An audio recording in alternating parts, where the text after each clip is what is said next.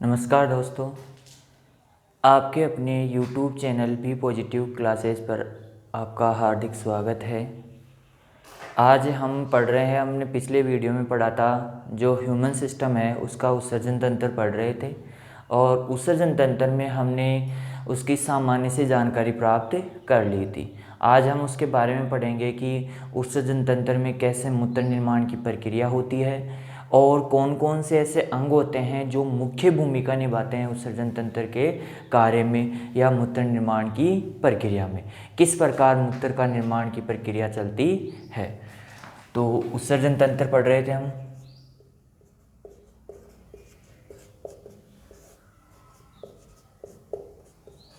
उत्सर्जन तंत्र पढ़ रहे थे। उत्सर्जन तंत्र में हमने पहले यहाँ पर एक डायग्राम बनाया था इस प्रकार छोटा सा। एक जोड़ी वृक्क होते हैं, एक जोड़ी मूत्रवाहिनी होती है और ये जो मूत्रवाहिनी होती है ये कौन से भाग से निकलती है? वृक्क के जो हाइलम वाला भाग होता है। हाइलम क्या होता है? जो खांच होती है उसको हाइलम बोला जाता है। क्या बोला जाता है? हाइलम बोला जाता है। ये चित्र देखकर आपको याद आ गया होगा कि हाँ, हमने यहाँ तक पढ़ लिया था कौन कौन से इम्पोर्टेंट पार्ट्स होते हैं इसके बारे में। ठीक है, तो ये वृक्क होते हैं, इसके ऊपर जो गांठ पाई जाती है उसे क्या कहते हैं? जो ग्रंथि होती है उसे क्या कहते हैं? अधिवृक्क ग्रंथि कहते हैं। इसके बाद में यहाँ पर महाधमनी और महाशिरा होती है। महाधमनी क्या करती है? अशुद्ध रक्त का प्रवाह करती है, यानी कि वृक्क में अशुद्ध रक्त को पहुँचाने का कार्य करती है। और जो महाशिरा होती है वो शुद्ध रक्त को पहुंचाने का कार्य करती है वृक्क में। ठीक है, इसके बाद में मूत्र निर्माण की प्रक्रिया शुरू हो जाती है। मूत्र निर्माण होने के बाद में मूत्र क्या होता है? मूत्रवाहिनी के माध्यम से मूत्राशय में आ जाता है और मूत्राशय क्या होता है? यहाँ पर मूत्राशय में रक्त का भंडारण हो जाता है। मूत्र का भंडारण हो जाता है। इसके बाद में तंत्रिकीय प्रतिवर्ती क्रिया के द्वारा इसको क्या किया जाता है? बाहर त्याग दिया जाता है। ठीक है, तो ये चीज़ हमने पढ़ ली थी। अब हम पढ़ेंगे कि वृक्क की जो आंतरिक संरचना है वो कैसी होती है, उसमें कौन कौन से पार्ट्स होते हैं, उसके बारे में हम अध्ययन करेंगे। ठीक है, तो यहाँ पर मैं एक वृक्क को ले लेता हूँ और उसकी हम संरचना बनाते हैं।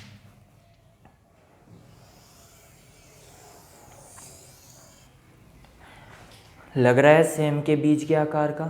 ठीक है, इसका रंग कैसा होता है ये हमने पढ़ ली थी पिछले वीडियो में, पिछली क्लास में।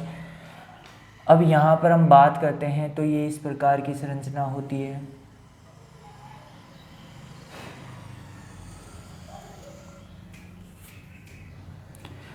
इसमें क्या पाए जाते हैं? इसमें वर्काणु पाए जाते हैं। क्या पाए जाते हैं इसमें? वर्काणु। वो कैसे होते हैं? असंख्य रूप में पाए जाते हैं। कैसे होते हैं? असंख्य रूप में। यानी कि हम कह सकते हैं कि इसके अंदर जो इसकी सूक्ष्मतम इकाई, इसकी क्या सूक्ष्मतम इकाई क्या होती है? नेफ्रॉन होती है। वर्काणु जिसे हम हिंदी में बोलते हैं, इसमें बहुत सारे क्या पाए जाते हैं? वर्काणु पाए जाते हैं। वर्काणु जिसे हम क्या बोलते हैं? नेफ्रॉन बोलते हैं। क्या बोलते हैं? नेफ्रॉन बोलते हैं। ये वाला जो भाग है, ये जो खांच है, ये खांच, इसे हमने पिछले वीडियो में पढ़ा था। क्या कहते हैं इसको? हाइलम कहते हैं। क्या कहते हैं इसको? हाइलम कहते हैं। हाइलम से क्या क्या निकलता है ये आपने पिछले वीडियो में देख लिया था कि मैंने यहाँ पे बताया था एक छोटा सा पार्ट करके कि जो धमनी होती है, जो शिरा होती है, जो रक्तवाहिकाएं होती है, धमनी और शिरा, वो यहाँ से निकलती है या यहाँ से प्रवेश करती है। तो ये जो बड़ा रूप है ये इसी का एक पार्ट का रूप है यहाँ पर। ठीक है, इसके अंदर हम बात करें तो इसके अंदर जो यहाँ से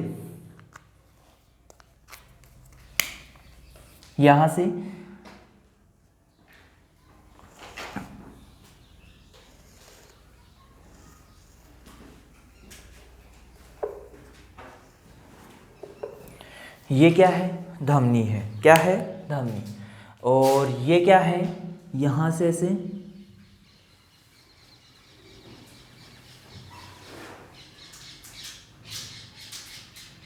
ये शिरा हो गई, ये धमनी हो गई, ये क्या हो गई? शिरा हो गई। धमनी क्या करती है? गंदे रक्त को यहाँ तक पहुँचाने का कार्य करती है। गंदा रक्त हमने बात कर लिया था कि गंदा रक्त कौन सा होगा, अशुद्ध रक्त कौन सा होगा, यहाँ पर हमने बात कर ली थी जिसमें अवशिष्ट पदार्थ मिले होते हैं वो वाला रक्त होता है। तो अवशिष्ट पदार्थ कौन कौन से होते हैं, कार्बन डाइऑक्साइड होती है। तो यहाँ पर कार्बन डाइऑक्साइड की बात नहीं है, यहाँ पे क्या है, जो नाइट्रोजन अवशिष्ट होते हैं उनकी बात है यहाँ पर, ठीक है। तो यहाँ पर इस प्रकार से क्या होती है, ये प्रवेशित होती है। इसके बाद में यहाँ से क्या निकलती है, क्या निकलती है, मूत्रवाहिनी निकलती है। क्या निकलती है, मूत्रवाहिनी निकलती है। ये चीज़ समझ में आ रही है आपको, क्लियर है। देखो ये क्या है, धमनी, अशुद्ध रक्त युक्त जो वाहिका होती है वो है धमनी, और ये क्या है, सिरा। तो इसको नामांकित कर देते हैं, इसको नामांकित कर देते हैं। तो ये तो क्या हो गई, धमनी हो गई, और ये क्या हो गई, सिरा।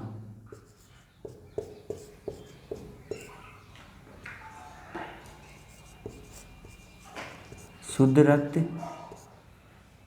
को ले जाने वाली, को ले जाने वाली, यहाँ पर हम छोटा सा हिंट दे देते हैं यहीं पर, ठीक है।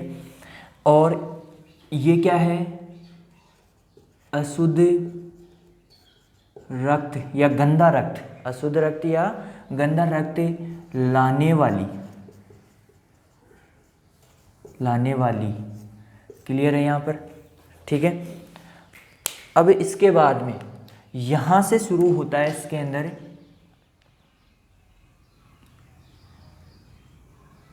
इस प्रकार, इसमें क्या पाए जाते हैं, वर्गाणु पाए जाते हैं। क्या पाए जाते हैं, वर्गाणु पाए जाते हैं।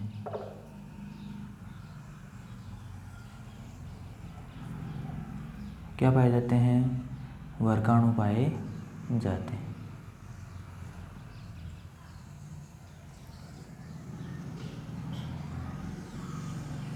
क्या पाए जाते हैं, वर्गाणु पाए जाते हैं।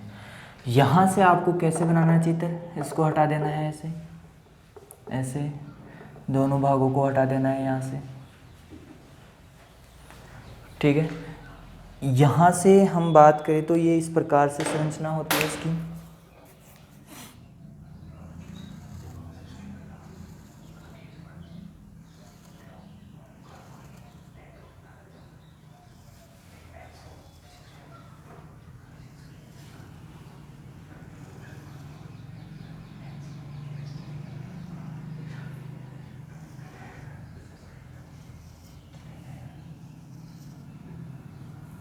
क्लियर है।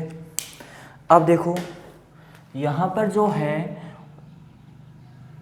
ये इस प्रकार से आएगा, ये इस प्रकार से आएगा, इसका जो उत्सर्जन होगा वो इस प्रकार से, इसका जो उत्सर्जन इस प्रकार से, इसका उत्सर्जन इस प्रकार से। ये चीज़ समझ में आ रही है आपके, क्लियर है, ठीक है। अब देखो ये दोहरी झिल्ली युक्त होता है, ठीक है। तो ये दोहरी झिल्ली युक्त हो गया, कंप्लीट है, ठीक है। अब ये क्या है, एक वर्गाणु है। अब इसके अंदर क्या पाए जाते हैं, बहुत छोटी छोटी संरचनाएं पाई जाती है, उसके बारे में भी अभी अध्ययन करेंगे, ठीक है। तो जो मूत्र निर्मित होता है वो यहाँ से इस प्रकार से मूत्रवाहिनी के माध्यम से क्या होता है, मूत्राशय में पहुँचा दिया जाता है। कहाँ पे पहुँचा दिया जाता है, मूत्राशय में पहुँचा दिया जाता है। ये चीज़ समझ में आ रही है। अब इसको नामांकित कर लेते हैं, ठीक है।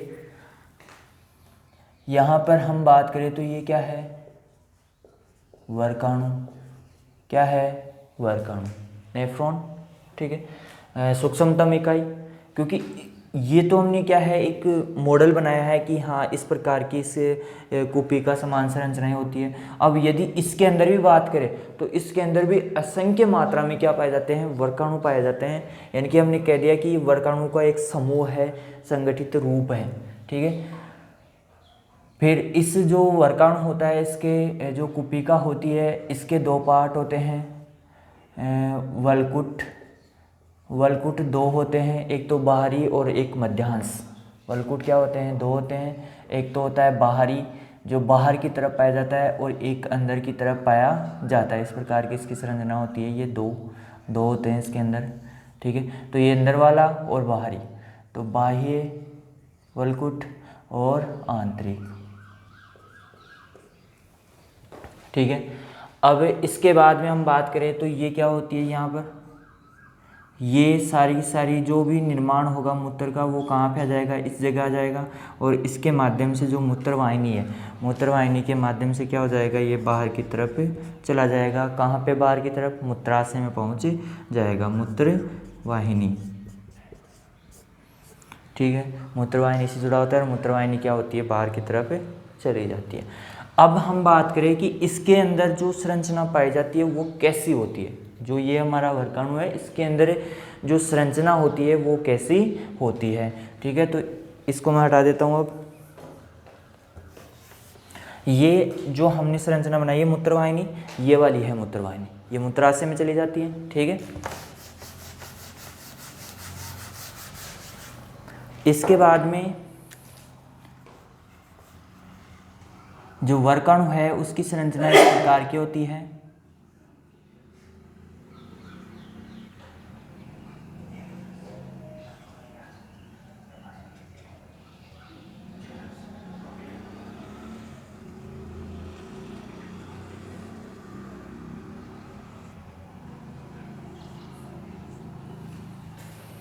इस प्रकार की इसकी संरचना होती है।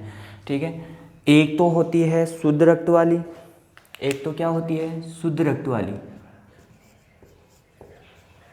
शुद्ध रक्तवाहिनी।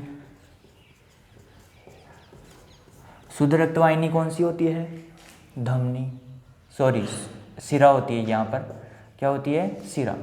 और अशुद्ध रक्त वाली,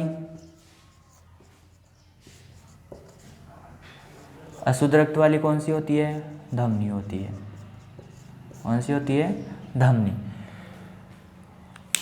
ये जो होता है, ये जो गोल गोल संरचना दिख रही है सबसे आगे वाली, ये होती है बोमेन संपुट।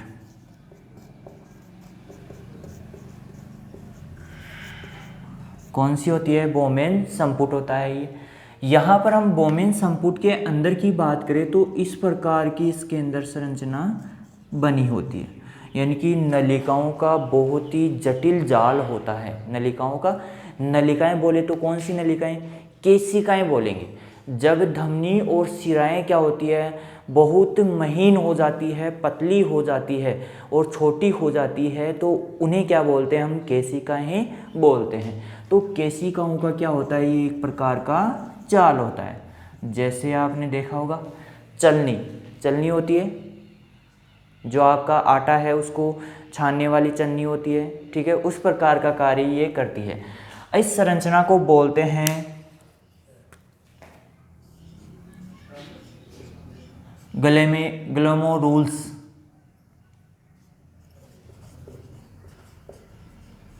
क्या बोलते हैं, ग्लोमेरुल्स या ग्लेबिरूम्स। क्या बोलते हैं, ग्लेबिरूम्स बोलते हैं। ठीक है, इसके बाद में ये क्या होती है, यहाँ पर मूत्रवाहिनी होती है। क्या होती है, मूत्रवाहिनी। ठीक है, ये एक नलिका होती है। क्या होती है, नलिका रूप होती है। ठीक है, और ये नलिका रूप इस प्रकार से क्या होता है, आगे की तरफ चलती है।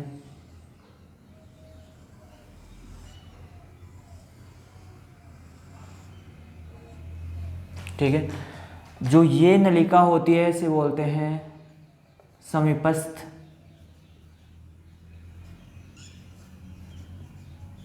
समीपस्थ नलिका। इसके बाद में यहाँ पर हम बात करें तो इस प्रकार की संरचना होती है।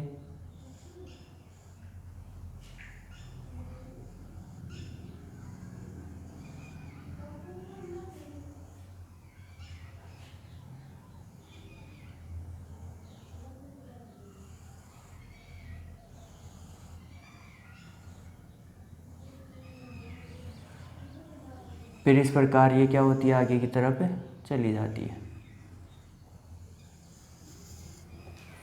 ठीक है, इस चीज़ को मैं इधर बना देता हूँ थोड़ा सा, यहाँ से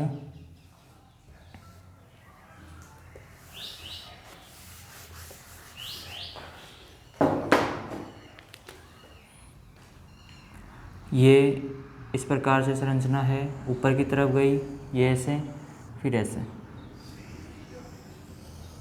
ऐसे होता है, फिर यहाँ से इस प्रकार की संरचना होती है इसमें।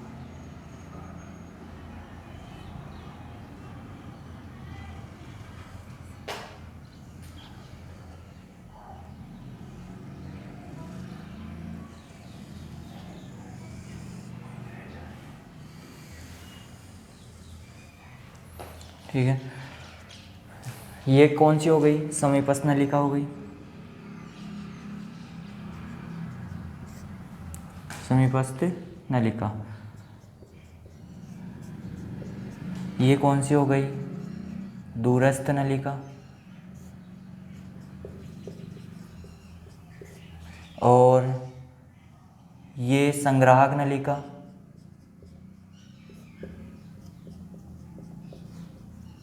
कौन सी नलिका हो गई, संग्राहक, भंडारण करने वाली नलिका हो गई। इसके बाद में यहाँ से क्या होता है, ये आगे जाकर किस में खुलती है, मूत्राशय में खुलती है। कहाँ पे खुलती है, सॉरी मूत्रवाहिनी में खुलेगी, मूत्रवाहिनी में खुलेगी। और मूत्रवाहिनी आगे इसको क्या करेगी, मूत्राशय में पहुंचा देगी। या संग्राहक नलिका इसे कहते हैं, मूत्रवाहिनी कह सकते हो इसको, क्योंकि यहाँ से स्टार्ट हो जाती है मूत्रवाहिनी और मूत्रवाहिनी मूत्राशय में खुलती है। ठीक है, और इस प्रकार से इसकी संरचना होती है। ठीक है, ये यहाँ पर इसको ऐसे बना देता हूँ मैं एक बार।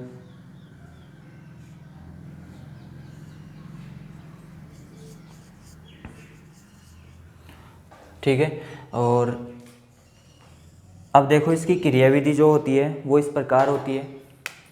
अशुद्ध रक्त इसके अंदर कहाँ पे आएगा, अशुद्ध रक्त, जो अशुद्ध रक्त है वो इसके अंदर प्रवेश होगा, प्रवेश हो गया। इसके बाद में क्या होगा, ये किस में जाएगा, ग्लोमेरुल्स में जाएगा।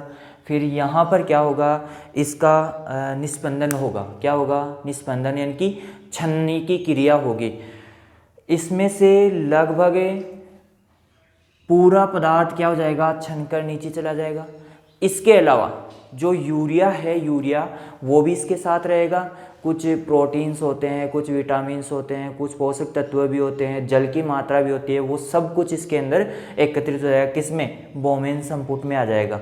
बोमेन संपुट के बाद में ये जो नलिका है इसके माध्यम से क्या हो जाएगा, आगे की तरफ जाएगा। जो यहाँ से लेकर ये नलिका है, समीपस्थ नलिका, इसका कार्य होता है कि इसके अंदर जो भी क्षनित पदार्थ आया है, क्षनित पदार्थ आया है उसका अवशोषण करना। क्या होता है, उसका अवशोषण करना। ये वाला भाग होता है, ये क्या करता है, इसका अवशोषण करता है। जैसे जल होता है, जल अधिकतम मात्रा में इसमें जल होता है, रक्त होता है, और इसके अलावा जितने भी कार्बोहाइड्रेट्स होते हैं, प्रोटीन होते हैं, खनिज पदार्थ होते हैं, वसा होती है, इन सबको क्या कर लेता है, ये अवशोषित कर लेता है। और छोड़ता है किसको है, केवल यूरिया को। किसको छोड़ता है, यूरिया को। जो नाइट्रोजन अपशिष्ट है उसको केवल छोड़ता है और बाकी सभी चीज़ों को क्या कर लेता है, अवशोषित कर लेता है।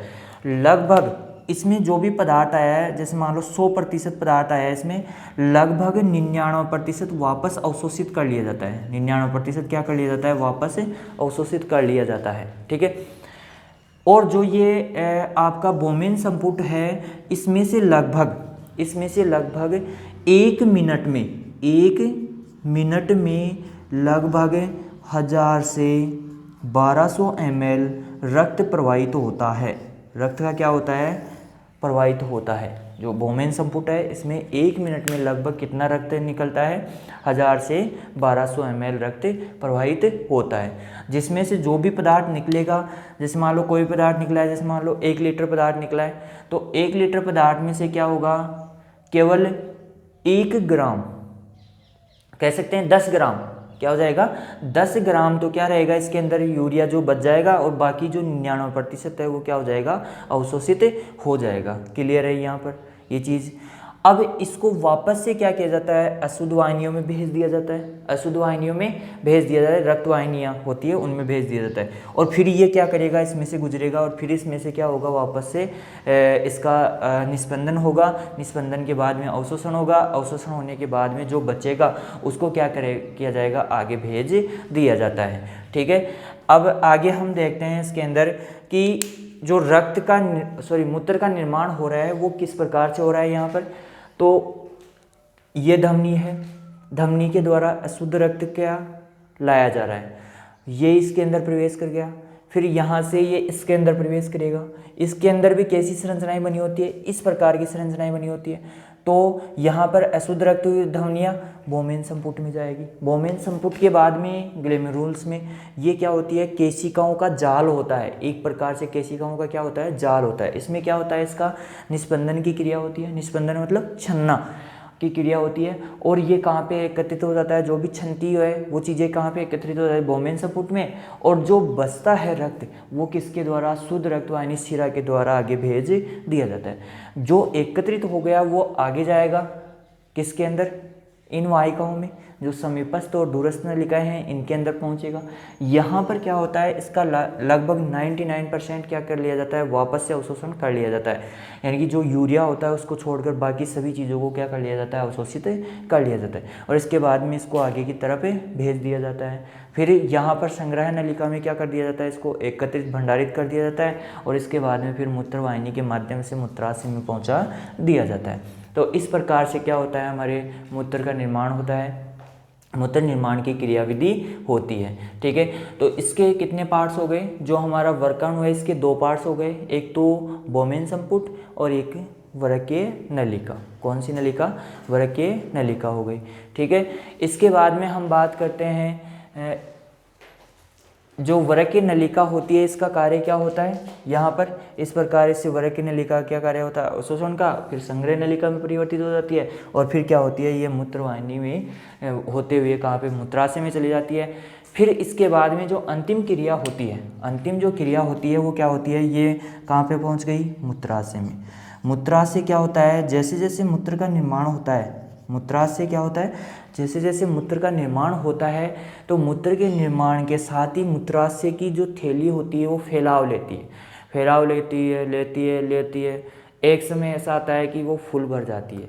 उसके बाद में जो केंद्रीय तंत्रिका तंत्र है वो क्या करेगा, एक सूचना का पैकेट भेजेगा, सूचना भेजेगा एक, और सूचना भेजेगा तो सूचना के द्वारा क्या होगा कि जो मूत्राशय है इसमें संकुचन पैदा होगा। जैसे ही संदेश मिलेगा इसको मूत्राशय को, और इसमें क्या होगा, संकुचन पैदा होगा। संकुचन पैदा होते ही जो मूत्र नलिका होती है या बाहर की तरफ जो खुलती है मूत्र नलिका, उसमें क्या होगा, शीतलन होगा। क्या होगा, शीतलन, यानी कि ढीली हो जाएगी वो।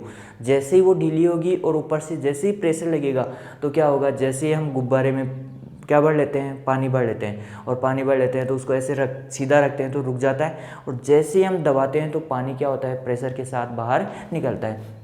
तो यहाँ पर भी जो मूत्राशय है, मूत्राशय है, ये थैली है, इसमें जैसे ही संकुचन होगा और आगे की जो छिद्र है, मूत्र का जो छिद्र है वो नलिका क्या हो जाएगी, इसके अंदर शिथिल अवस्था में आ जाएगी, और जैसे इसको संकोचित किया जाएगा वैसे ही क्या होगा, मूत्र बाहर की तरफ त्याग दिया जाता है। तो इस प्रकार से हमारा उत्सर्जन तंत्र कार्य करता है। ठीक है, अब इसके बाद में हम अगली क्लास में पढ़ेंगे आपका जो प्रजनन तंत्र है, उसके अंदर आपका आता है नर जनन तंत्र, इसके अंदर मादा जनन तंत्र। दोनों चीज़ों के बारे में हम अगली क्लास में अध्ययन करेंगे। ठीक है, धन्यवाद।